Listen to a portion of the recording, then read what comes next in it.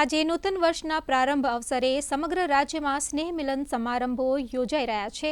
ત્યારે સુરેન્દ્રનગર ખાતે ગુજરાત વિધાનસભાના નાયબ મુખ્ય દંડક જગદીશ મકવાણા દ્વારા તથા ધાંગધ્રા ખાતે પૂર્વ કેબિનેટ મંત્રી આઈ.કે. જાડેજા દ્વારા સ્નેહ મિલન સમારંભનું આયોજન કરવામાં આવ્યું હતું।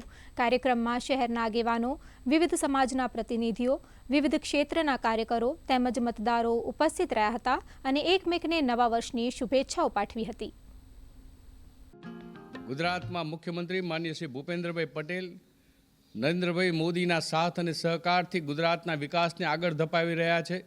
आपणे सौ साथे मळीने नवा वर्षनो कोई ने कोई संकल्प करिए, देश हित कार्यनो संकल्प करिए, राष्ट्र हित माटे कार्य करिए अने आपणुं धांगध्रा स्वच्छ सुंदर रळियामणुं हरियाळुं रहे ए दिशाना प्रयत्न करिए।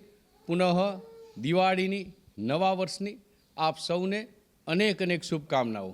आ देश जे 2047 में एक विकसित भारत बनवा जई रह्यो छे त्यारे तमाम गुजरातवासीओने आप मीडियाना माध्यमथी अपील करूँ छूँ कि आपणे सौ आपणा भारतीय कारीगरोए बनावेली जे चीज वस्तुओं छे एनो ज उपयोग करिए, स्वदेशी ज अपनावीए। हर घर स्वदेशी, घर घर स्वदेशी। ए साथे तमाम मित्रों ने हृदयपूर्वकनी आजना नूतन वर्षे शुभकामनाओं पाठवुं छुं।